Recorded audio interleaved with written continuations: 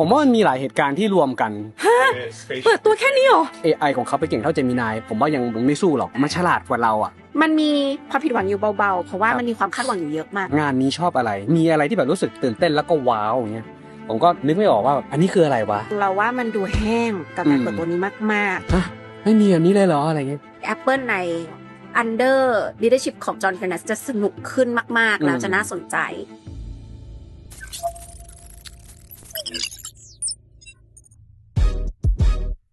สรุปใครจะจัดรายการ ใครจะเป็นคนโฮสต์ก่อนคนแรก ตอนนี้เราอยู่กับต้อม iPhone Mod นะคะสวัสดีครับแล้วเราก็อยู่กับพี่ซีเมียเกนครับเป็นการถ่าย cross ช่องที่น่าดูมากกล้องตัวหนึ่งอยู่ตรงนั้นกล้องตัวหนึ่งอยู่ตรงนี้นะคะนิ่งอยู่ตรงนี้นะฮะวันนี้หมดงานแล้วเนาะค่อยๆลื่นที่จะมานั่งแบบdebrief แล้วก็นั่งคุยกันเพราะว่าเราเข้าคนละเซสชันถึงแม้อยู่ประเทศเดียวกันอ่ะก็ยังรู้สึกว่าแบบเฮ้ยบางเซสชันไม่ได้เข้าอะไรอย่างเงี้ยจะเอามาแบบนั่งเล่ากันครับชอบอะไรไม่ชอบอะไรเอาสิ่งที่ชอบก่อนพี่ว่าไม่รู้เป็นเพราะว่าโอเคออกตัวแรงก่อนเนาะช่องเราทั้งสองช่องทุกคนจะเข้าใจว่าพวกเราเข้าข้าง Apple กันมาเต็มที่มากอะไรอย่างเงี้ยคือเป็นครั้งแรกที่นั่งฟังแบบดับ DC แล้วจบแล้วรู้สึกว่ามันไม่จบอ่ะรู้สึกปะรู้สึกว่าแบบช็อกแป๊บนึงว่าฮะเปิดตัวแค่นี้เหรอแล้ววิธีการเปิดตัวปกติเขาจะมาเป็น compilation เลยใช่ป่ะว่า iOS เป็นลำดับอะไรอย่างเงี้ยตอนนี้รู้สึกว่าแบบยังไม่ค่อยได้จดอะไรเลยแล้วอยู่ดีๆก็คือเสร็จคีโนตแล้วคีโนตรอบนี้สั้นเนาะครับผมว่ามันมีหลายเหตุการณ์ที่รวมกันทั้งเรื่องของที่ทีมคุกจะเป็นครั้งสุดท้ายที่อันนี้เป็นการสะดุดีเลยอ่ะเป็นเหมือนให้เวทีเขาทีมคุกอย่างเดียวเลยตั้งแต่ตอนเริ่มไปจนถึงตอนจบแล้วเวลาจริงปกติดับมันจะต้องสักประมาณชั่วโมงครึ่งถึงเกือบ2 ชั่วโมง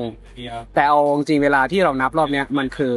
1 ชั่วโมง15 นาทีกับเนื้อหาจริงแล้วทุกอย่างมันเปลี่ยนรูปแบบการนำเสนอจากเดิมที่จะเป็นแบบเนี่ยลำดับอย่างที่เราคุ้นเคยกันแต่รอบเนี้ยเหมือนทุกอย่างมัดเป็นก้อนรวมกันมันเป็นเหมือน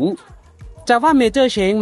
มันก็ไม่ใช่เพราะมันมีเปลี่ยนแปลงเยอะอยู่เหมือนกันแต่ว่าเขาเลือกที่จะเอาส่วนที่เป็นพระเอกสุดๆมาไว้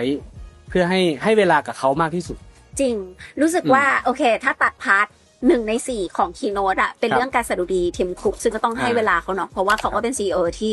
ปั้นให้หัวของ Apple ชี้ขึ้นอะไรอย่างเงี้ยแต่ว่า Apple ก็คือรอบนี้เราว่าเขาเข้าใจในการสร้างความประทับใจหรือแบรนด์เลิฟอะคือการที่เขาแบบแล้วครั้งแรกในรอบ10 ปีอะเราไม่เคยเห็นว่าเขาจะเอา CEO คนใหม่มาปูทางแบบเจอเซอร์ไพรส์นักข่าวแล้วนักข่าวทุกคนก็คือรู้จักจอห์น เทรนัสแล้วอะเนาะคือได้รู้จักผ่านสื่อแต่ว่าพอมาเจอตัวจริงแล้วเขามี leadership ก็คือแบบไมตรีดีอยู่ได้แล้วไม่ดูฝืดอะไม่ได้เป็นแบบเป็นกีกที่ไม่น่าคุยด้วยเป็นคนที่น่าคุยด้วยค่ะดูดีเราก็เลยรู้สึกว่าโอเค Apple ใน Under Leadership ของ John Furness จะสนุกขึ้นมากๆแล้วจะน่าสนใจแต่แอบมีความรู้สึกว่าเริ่มปูทางละเรารู้สึกว่ารอบเนี้ยคีย์โน้ตก็เปลี่ยนไปดับ DC เองอ่ะก็มีการลำดับเนื้อหาเปลี่ยนไปเพราะฉะนั้นน่ะ iPhone จะเป็นตัวตัดเชือกเลยว่าทีมคุกเขาอาจจะคอนดักให้โชว์เขาเป็นแบบนี้นึกออกไหมเวทีเป็นเหมือนกับโชว์หนึ่งของ CEO ที่จะเล่าว่าเขาจะพูดเรื่อง product solution หรือให้น้ำหนักกับอะไรอันเนี้ยเป็นเรื่องที่เราเซอร์ไพรส์ตรงที่ว่าbrief ของเราอ่ะก็ต่างจากฝั่งของต้อมกับฝั่งของอู๋ชัดเจนมากเลยคือ brief เราอันที่เขาโฟกัสมากคือเรื่อง child safety ซึ่งไปกับแก๊งแบบทีมเวียดนามกับทั้งหมดเลยแล้วถามเยอะมากกลัวคนเวียดนามรำคาญมากเขาขอโทษเขาอะไรเงี้ยแต่ว่าเราว่าเรื่องนี้มันถูกฝังอยู่ถึงขั้นอยู่ในระบบเพราะที่อเมริกาปัญหามันเยอะมากแล้วจริงๆปัญหามันคือทั่วโลกสำหรับเรารู้สึกว่าประทับใจเรื่อง child safety ตรงที่ว่าเครื่องมืออ่ะมันเริ่มทำให้คนห่างออกจากกันใช่ปะเหมือนแบบ Apple สร้างดาบและ Apple สร้างโล่ตอนนี้เข้าใจใช่ปะก็คือโล่เนี้ยมาคอยรับดาบซึ่งมันก็ง่ายๆเลยก็คือทำตั้งแต่การป้องกันดีกว่าแก้แต่ปลายทางเนี่ยมันสรุปชีวิตลูกพอเขาก็บอกว่าลูกอ่ะมันเป็นหน้าที่พ่อแม่ที่จะรู้ว่าพฤติกรรมเขาในการเสพคอนเทนต์เขาจะพูดก็ได้ว่าเล่นนะแม่อะไรเงี้ยแต่สุดท้ายคือการที่มอนิเตอร์ได้9 ต่อ 9อ่ะมันทำให้เราไม่ไปเซอร์ไพรส์กับบินโรบล็อกที่มาตอนที่เครดิตการ์ดโดนรูดไปแล้วเป็นแสนเลยซึ่งมันมีปัญหาแบบนี้ทั่วโลกนะ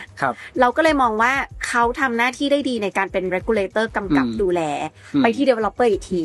ถึงทีมคุกเนี่ย เขามีมารยาทหรือเป็นคนที่ psychology สูงมากในการที่แบบ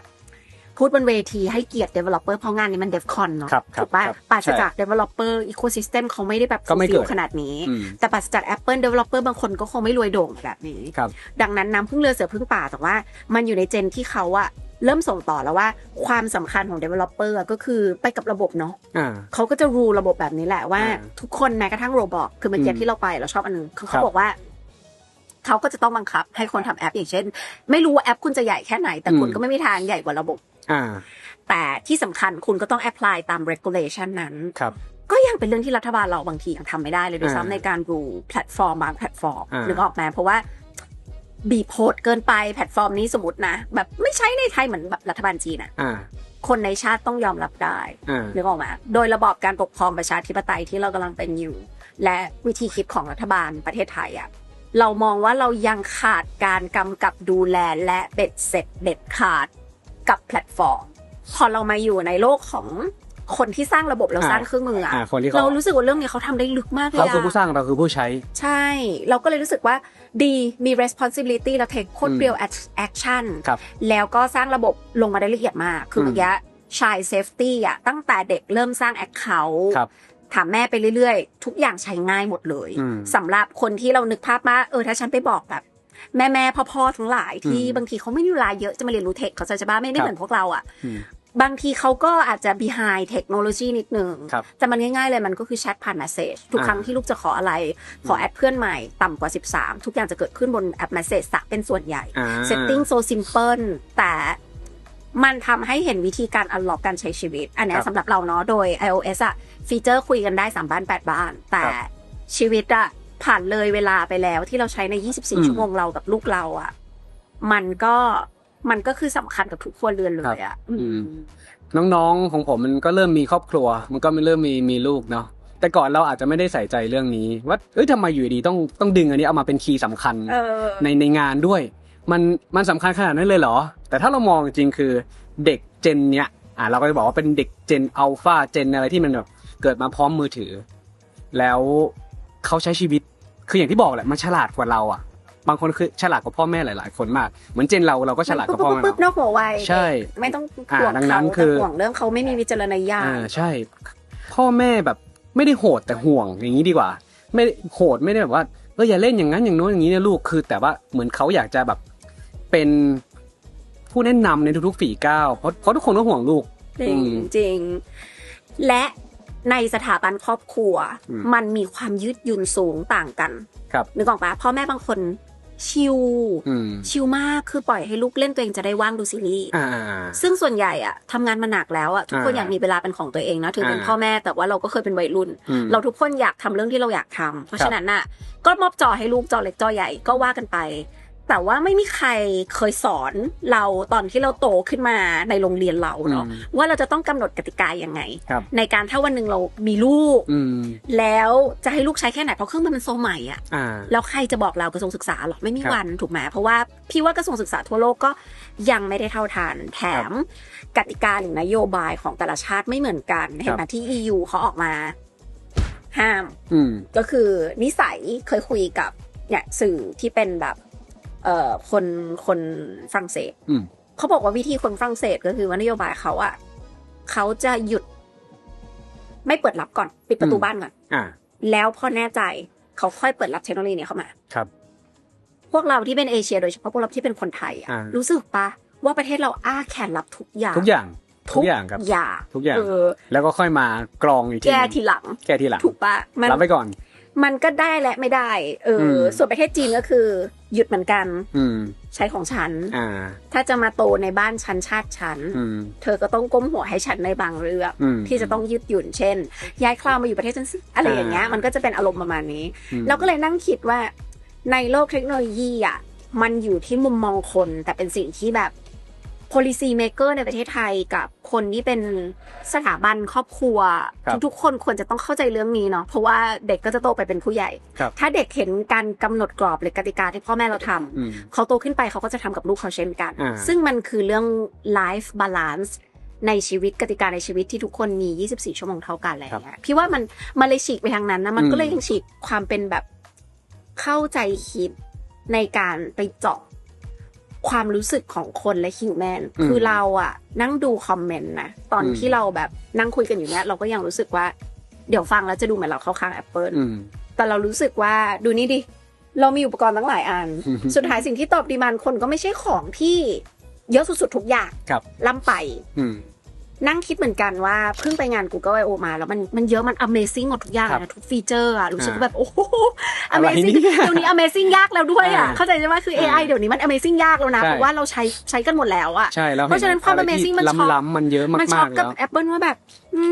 ไม่ตกใจอะไรเลยอะไม่แบบอ้าปากค้างกันอะไรเลยหรออะไรอย่างเงี้ยมันมีความผิดหวังอยู่เบาๆเพราะว่ามันมีความคาดหวังอยู่เยอะมากในก้อนที่ชาวบ้านชาวช่องเขาเปิดตื่นเต้นแต่อันนี้ไม่เน้นตื่นเต้นแล้วก็ยังดูแล้วจะไม่เน้นตื่นเต้นต่อไปเน้นสิ่งที่คนใช้เยอะที่สุดใช้จริงสิ่งที่จะเป็นปัญหาในอนาคตมากที่สุดเราว่าเขามองลึกแต่เขาไม่ได้ขายหวือหวาเพราะฉะนั้นพูดตรงๆเราว่ามันดูแห้งกับการเปิดตัวนี้มากๆแต่วัดกันจริงๆที่ด่ากันลงมาใช้จริงๆแล้วอะไรคือสิ่งที่ทำให้ชีวิตเราบาลานซ์กับเทคโนโลยีที่มากที่สุดบางทีมันอาจจะไม่ใช่ของที่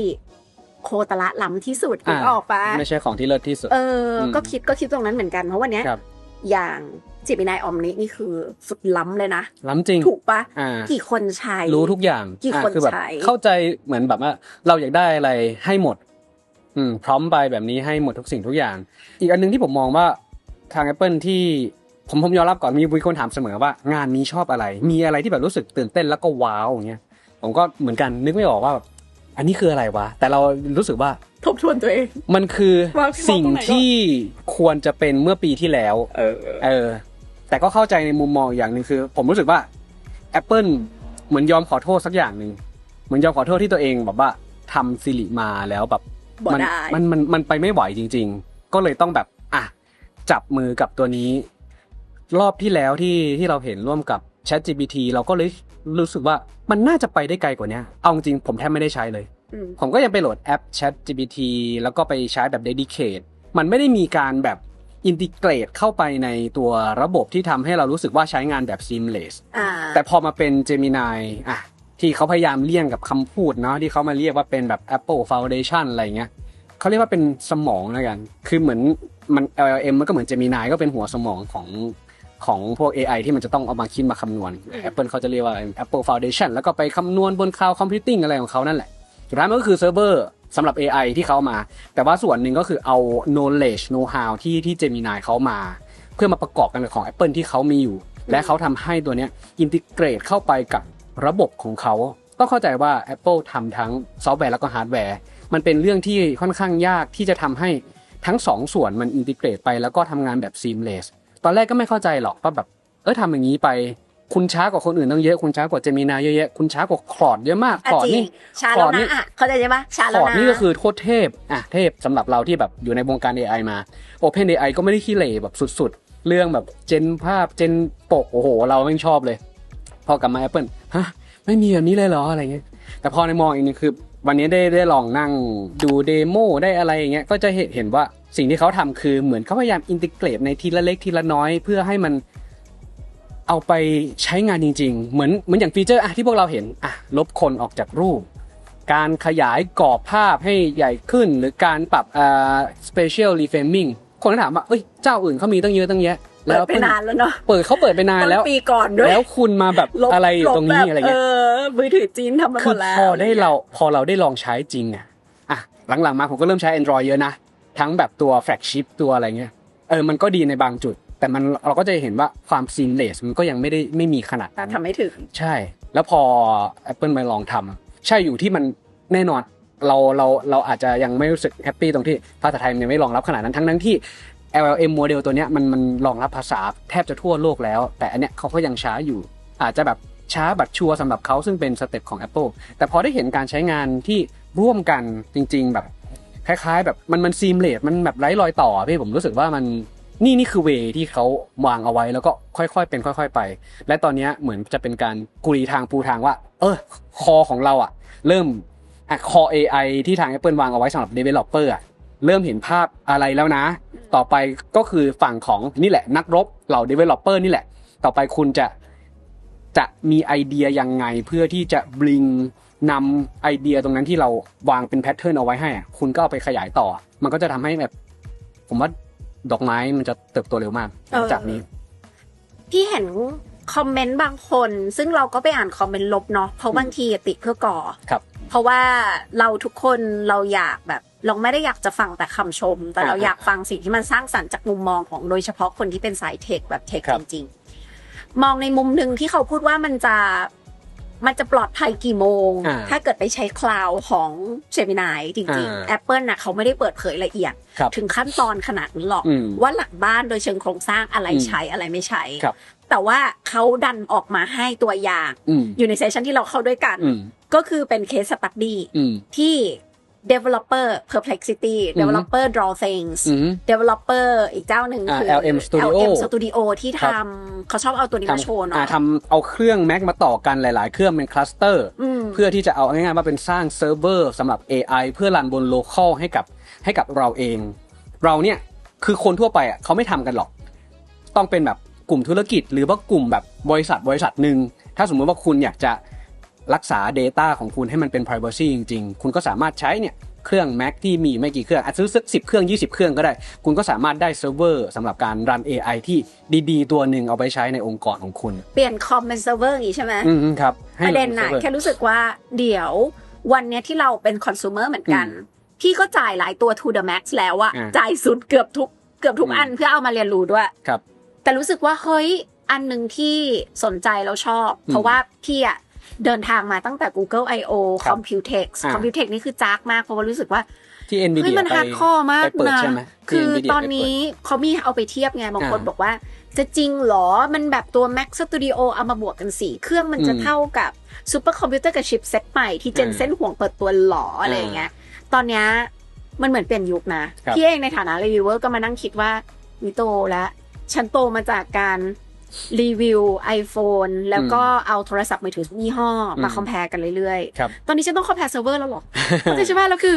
ช็อกมากนะในการที่ไปดูแบบผู้ชายแล้วก็ยืนดูลิ้นชักเซิร์ฟเวอร์เข้าใจใช่ปะคือที่จะบอกว่าอันไหนแรงกว่ากันตอนนี้ไม่มีใครบอกได้แล้วก็เร็วเกินไปที่จะตัดสินแล้วก็พูดยากด้วยสำหรับเราอ่ะเรายังไม่ฟันธงนะว่าบ้านเราอ่ะต่อไปจะไม่มีแบบนี้เพราะเรารู้สึกว่าเมื่อใดก็ตามที่เราปลุกความสามารถของคอมพิวเตอร์ในบ้านออกมาได้ทั้งหมดคิดเลยว่าบ้านพี่มีแบบ iMac สีชมพูคอมที่ออฟฟิศบางทีวันเสาร์อาทิตย์ก็ไม่ได้ไปแบบนี้เราออกมาเราก็ไม่ได้ใช้คอมมันเดทตายอยู่ตรงนั้นน่ะถ้าเป็นทีวีอ่ะมันก็จะเป็นวอลเปเปอร์เป็นภาพถ่ายทำให้มันมีประโยชน์ขึ้นมาอันนี้เด็ดคือมันเหมือนย้อนกลับไปยุคที่เราขุดบิตคอยกันนะแล้วมีสร้างเซิร์ฟเวอร์ฟาร์มเซิร์ฟเวอร์แรดก็แล้วแต่สิเราก็อาจจะเป็นคอน sumer คนนึงที่หาเงินได้จากสิ่งนี้ก็ทำไปถูกปะเราก็เลยกลับมาคิดว่าก็ไม่แน่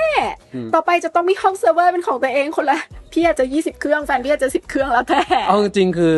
ไม่ต้องถึงระดับแบบ 4-5 เครื่องต่อกันก็ได้เอาจริงปัจจุบันผมก็ยังใช้งานอยู่นะแล้วเป็นเครื่อง Mac Studio เก่าด้วย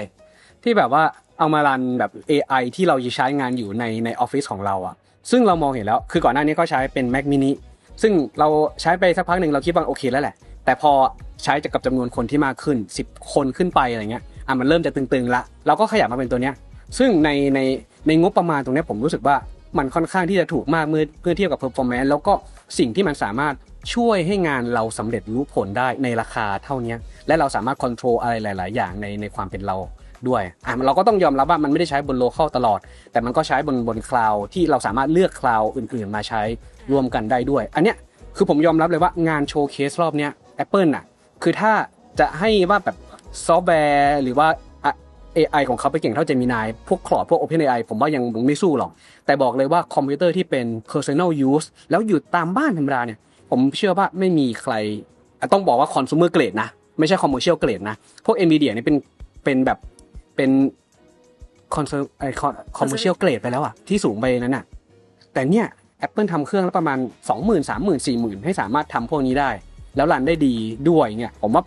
มันเป็นจุดนี้มากกว่าที่ทาง Apple พยายามที่จะโชว์ตอนนี้หลายคนอาจจะเสียดายเครื่องเก่าๆที่ตัวเองซื้อไว้แล้วก็ขายไปแล้วอะไรอย่างเงี้ยเนาะเพราะตอนนี้มันปลุกความสามารถขึ้นมาใช้ได้แต่ว่าในโลกคอน sumer พี่เชื่อว่าเขาแยกไม่ออกคือแรกสุดพี่ช็อกนิดนึงตรงที่ว่า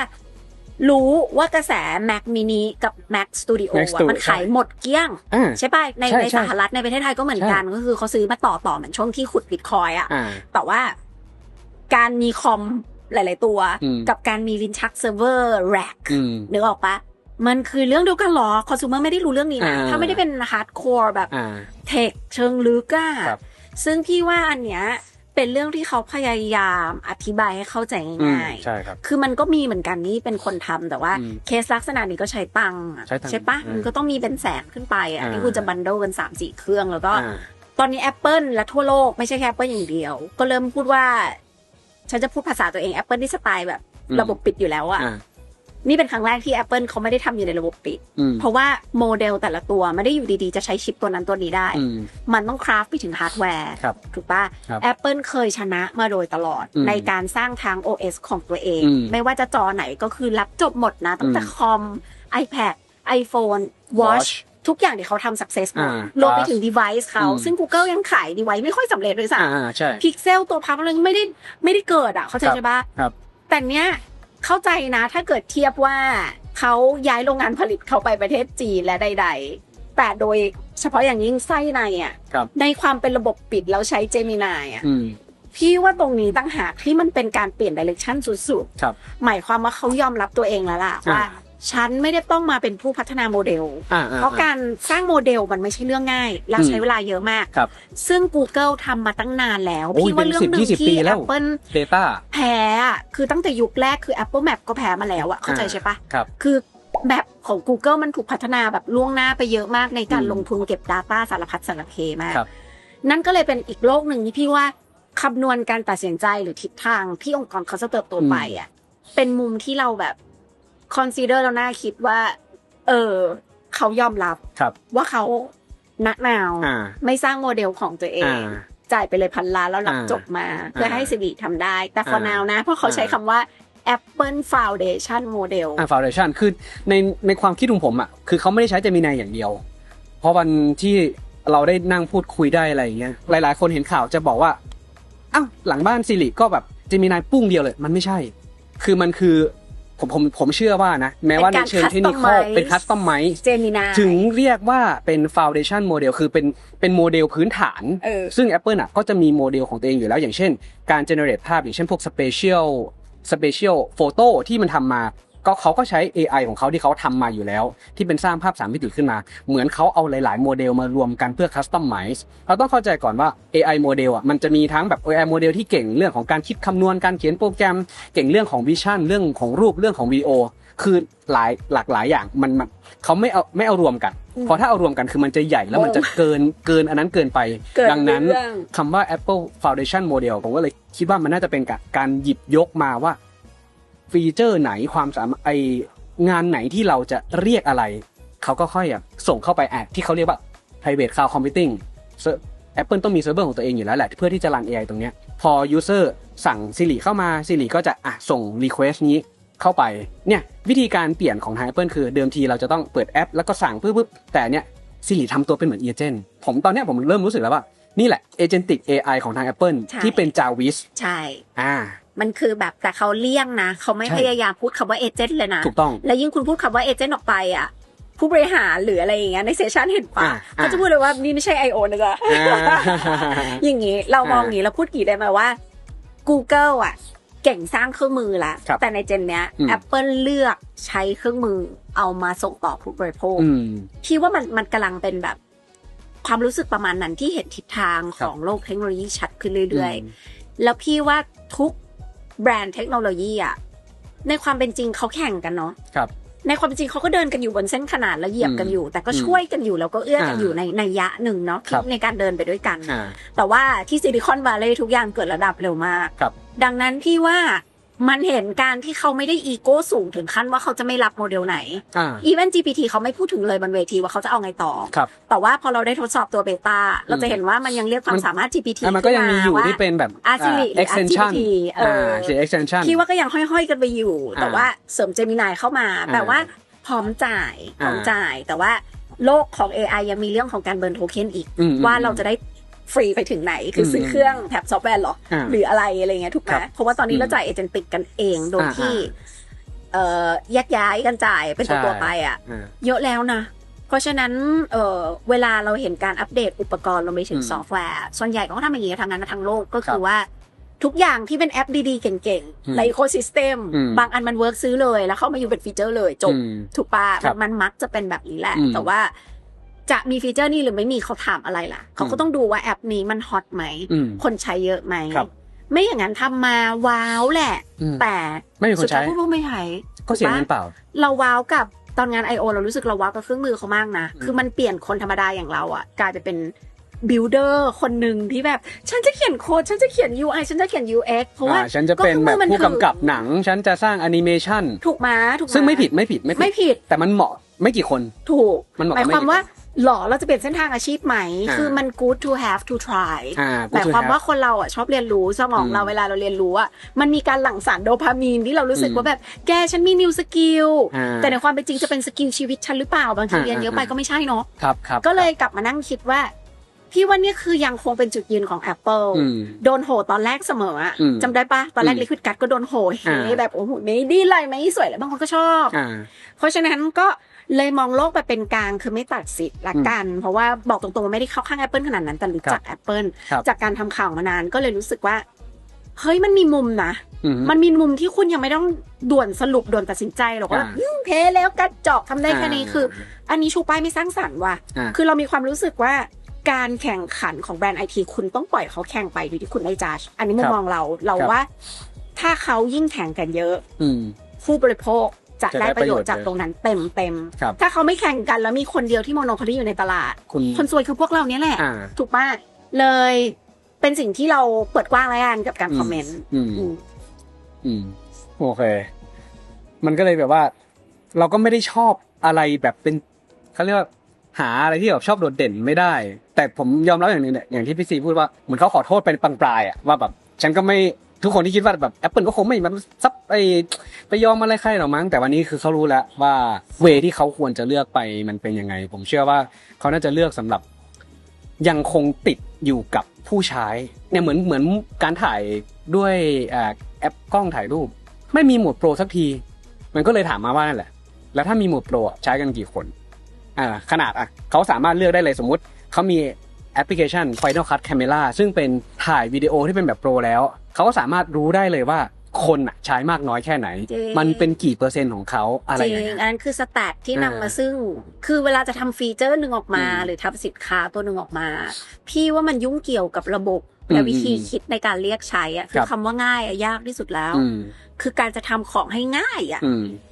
นั่นคือเรื่องที่ยากสุดๆที่ทางวิศวกรรมเขาพูดเลยว่าแม้กระทั่งในซิลิคอนวัลเลย์นะถ้าคุณไปถาม very high level ของ Google เขาพูดเลยว่าอุปกรณ์ iPhone ขายต่ำกว่าราคาจริงที่ควรจะเป็นเพราะว่าเครื่องแค่ขายก็ขาดทุนแล้วคือเขาเอาเอนจิเนียร์ไปนั่งคราฟดีไซน์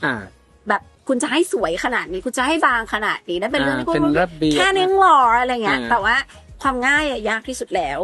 ก็เลยรู้สึกว่าพอได้ใช้ซิริรู้สึกว่าเขาค่อยๆแนะนำเราว่าฟีเจอร์หนึ่งที่เคยยากของ Apple แล้วมันไม่สักเซสเลยช็อตคัทช็อตคัทอันนี้เป็นอะไรที่แบบเคยถามพี่ยาว่าพี่เอามาใช้ทำอะไรงงไปหมดแต่ผมว่าช็อตคัทคือ powerful มากนะถ้าสมมติว่าใครใช้เป็นโคดดิ้งชนิดหนึ่งตั้งแต่ยุคก่อนแต่แบบไม่เคยใช้จนมา7 เดือนรู้สึกว่าถึงเวลาละถึงเวลาเรียกมันมาละมันก็ซัมมอนก็แบบดูเสร็จปุ๊บเฮ้ยมันไวฟ์โค้ดนี่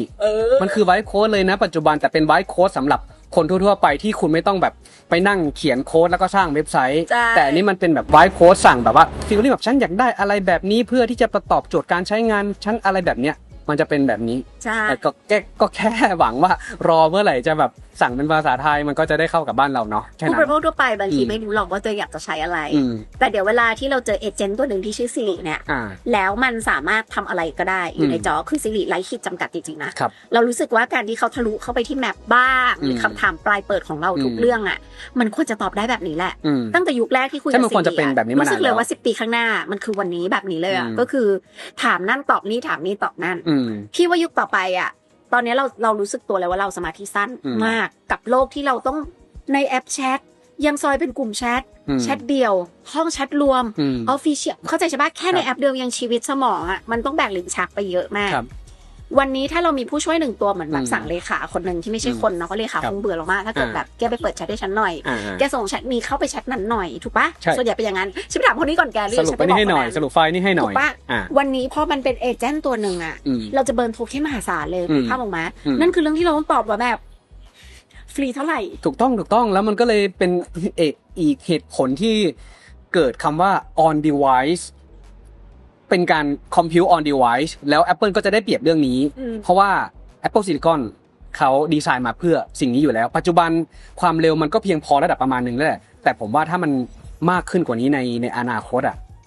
คนที่ได้เปรียบก็คือเขาเพราะว่าเขารู้อยู่แล้วว่าฮาร์ดแวร์ของเขามีความลิมิตเท่าไหร่แล้วก็สิ่งที่เขาจะรับในแง่ของคอมมานด์ที่สั่งจาก Siri มาอะไรพวกนี้มาเขาจะบริหารจัดการโทเค็นยังไงคือต้องเข้าใจว่าพอสมมุติมันเปิดให้ใช้งานทั่วโลกในเดือนกันยายนอ่ะมันจะเริ่มเห็นผู้ใช้ที่แบบหลั่งเข้ามาตุ้มแล้วเขาจะจัดการยังไงถ้า manage เรื่องนี้ไม่ดีถ้าจะให้ทุกคนวิ่งเข้าเซิร์ฟเวอร์หมดเซิร์ฟเวอร์ตายนะดังนั้นก็อาจจะต้องมีกันบ้างว่ะอย่างเช่นฟีเจอร์บางฟีเจอร์คุณก็ทำ on device ไปแล้วเขาทำ on device ได้ดีด้วยก็ต้องยอมรับตรงนี้จริงอันนี้เราว่า Apple ยังไม่ดับหรอกค่ะยังมีแต้มต่อเยอะแต่เพียงแค่ว่าเรื่องที่เขาละหลังหรือว่าเขาไม่ได้เตรียมความพร้อมมา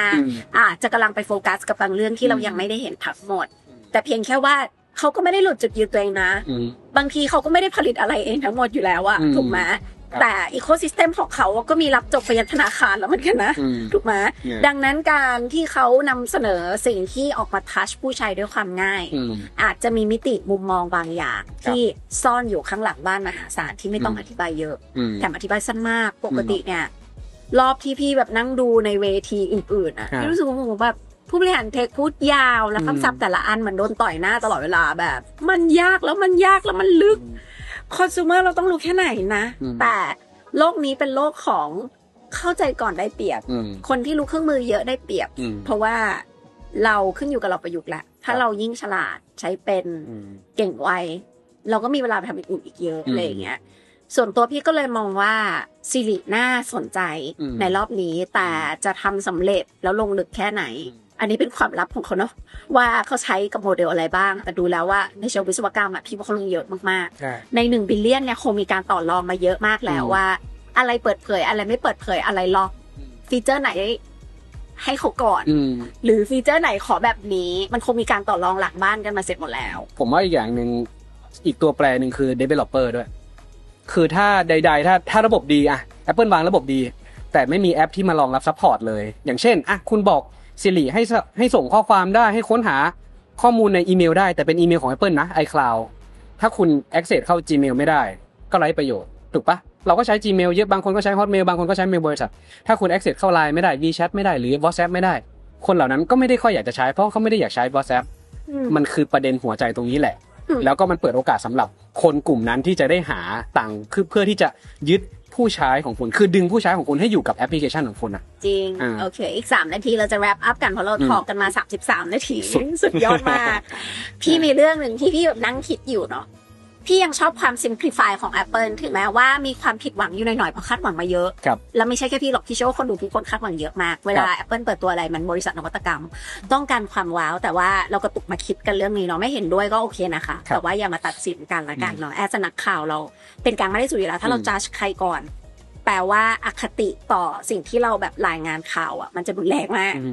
เรื่องหนึ่งที่กำลังนั่งคิดแบบขบคิดที่เขาพูดคำว่าเขาไม่ได้มอง AI เป็น AI เอาง่ายๆเหมือนแอปแบบแคปคัทอ่ะแล้วข้างล่างมันมีฟีเจอร์เยอะมากแล้วมันก็เขียนว่าตัดด้วย AI เจนด้วย AI จะอ้วกอยู่แล้วจริงๆครับคือเราเจอทุกเรื่องพยายามจะพูดคำว่า AI เหมือนเอาศัพท์ด้าน AI มาทำการตลาดแต่มองในมุมผู้บริโภคดิผู้บริโภคบางส่วนอย่างนักข่าวบางคนบอกว่าในที่นี้นะที่มาต่างประเทศอ่ะเขาพูดเลยว่าบริษัทเขาไม่ได้เขียนด้วย AI เลยมันต้องเป็นคนเขียนเห็นปะมันจะมีคนที่อคติต่อเครื่องมือและอีกพอสมควรการบาลานซ์โลก AI คือพี่รู้สึกว่าเมื่อวานเราเจอแอปที่เป็นแอปต่อกันต่อใช่พี่รู้สึกว่าพอเราแบบกดปึ้งหลังบ้านมึง AI หมดเลยจ้ะถูกป้ะในการ deliver ให้เราได้แบบวิดีโอ1 2 3 4 5ที่เราพยายามจะแบบแกเนี่ยฉันใช้คลอสมาตัดแบบ Adobe Premiere whatsoever ที่เขาพยายามจะทำ cross app ระเบิดตัวเข้มเป็นมหาศาลในความเป็นจริงมันมีแอปที่เขาทำได้อยู่แล้วค่ะโดยที่เขาไม่พยายามจะทำการตลาดด้วยค่ะว่า เขาใช้ AI ว่าเบื้องหลัง ใช้ ของเขา AI คือ ซึ่ง อะไร จริง ใช่ไหม ๆในความเป็นคอน sumer คือแบบทำไมมันเร็วได้ขนาดนี้ ไม่สนเพราะว่าพอเราได้คลิปเร็วคือจบได้โพสต์ ครับ เราอยากได้ผลลัพธ์ อืม จริงๆเราไม่ได้อยากรู้ด้วยซ้ำว่า ไม่รู้ เขาใช้ ไม่อยากรู้ อะไร โปรเซส ถูกไหม อืม เรามองว่าถ้าเขาเก่งการตลาดและเข้าใจผู้บริโภคอะ อืม เขาอาจจะมองข้ามช็อตตรงนี้มากกว่า อืม ในการที่ไม่ได้ต้องเอาคำว่า AI อะ อืม มาคอมเมอร์เชียล ว่าฉันต้องโฆษณาว่าเป็น AI ฉันถึงจะรอดจากยุคสมัยนี้ฉันถึงจะหุ้นขึ้น ครับ หรือฉันถึงจะทำให้ของฉันขายดี อืม พี่ว่าไม่ใช่อ่ะ อืม อันนั้นอ่ะดูหยาบไปไหม ครับ คือถ้าเรามองแค่นั้นแล้วเราตัดสินเลยอ่ะพี่ว่าเรามองอะไรตื้นเกินไปมากๆอะไรอย่างเงี้ย ครับ ก็เลยเป็นมุมหนึ่งที่แบบอันนี้แชร์จากความเห็นส่วนตัวรายการรู้สึกว่า เรื่องที่เขาพูดกับเรื่องที่เขาทำเครื่องหมายเท่ากับ อืม เข้าใจใช่ปะบางค่ายอาจจะมีบ้างที่เรื่องที่เขาพูดแล้วพอทำบางเรื่องมันอาจจะไม่เครื่องหมายเท่ากับ 100% อย่าง Apple เองก็มีบางเรื่องที่ไม่ได้ใส่เครื่องหมายเท่ากับได้ เร็วขนาดนั้น 100% นะ อืม จะเห็นเวลาแบบเปิดตัวจะชอบพูดว่า in spring in summer เราก็จะไปถามฝรั่งว่าแบบ summer แก Summer คือเมื่อไหร่ ไหน กว้างเหลือเกิน อืม กว้างมาก อืม คือแบบ summer จะเป็นเดือนนี้หรือเดือนนั้นหรือ ครับ ปลายเดือนนั้นอะไรอย่างเงี้ยก็เป็นวิธีของเขาไปค่ะ ที่เปิดใจกันแล้วกันเนาะอ่ะให้ต้อมแลบครับ สำหรับผมเราก็ อย่างที่บอกคือเราเจอ AI มาเยอะ แล้วพอมาเจองานนี้แล้วก็บวกกับสิ่งที่เราเคยมาดับทุกครั้ง ผมก็ยึดติดกับตรงนี้แหละว่า สิ่งที่ Apple ทำอ่ะเขาคือการสร้างคอมมูนิตี้ทำยังไงเพื่อให้รู้สึกว่าทั้งคอมมูนิตี้ของผู้ใช้สติ๊กอยู่กับเขายังติดอยู่กับเขาด้วยความง่ายแล้วก็ได้ผลลัพธ์ที่ผู้ใช้ต้องการอย่างเพียงพอแค่นั้น คือคุณอย่าลืมว่า iPhone อ่ะใช่อยู่ว่ามัน Apple ไม่จำเป็นจะต้องทำเองทุกอย่างถึง100แต่คนที่ใช้ iPhone อ่ะเขาสามารถทำทุกอย่างได้คนที่ใช้ Mac เขาสามารถทำทุกอย่างได้บนแพลตฟอร์มหรือว่าบนเครื่องมือของทาง Apple ผมว่าเขาต้องบาลานซ์ค่อนข้างเยอะในเรื่องนั้นเพราะว่าถ้าเขาปรับจริงๆเอาไงถ้าสมมติเขามาทำเองอ่ะคู่ค้าอยู่ยังไงนักพัฒนาอยู่ยังไงอะไรประมาณเนี้ยมันก็อาจจะตายไปหลายอันเหมือนการสร้างรถยนต์ตอนนี้รถยนต์ combustion engine เรื่องเครื่องยนต์มันมีซัพพลายเออร์เยอะมีส่วนอันนั้นเยอะถ้าเขามาเปลี่ยนเป็นรถยนต์ไฟฟ้ามันตัดปึ้งหลายๆอันหายไปเลยนะถ้า Apple สมมติว่ามาทำอย่างนี้เหมือนกันผมก็เลยว่าถ้าเขาปึ้งทีเดียวเลย developer น่าจะตายเยอะนะ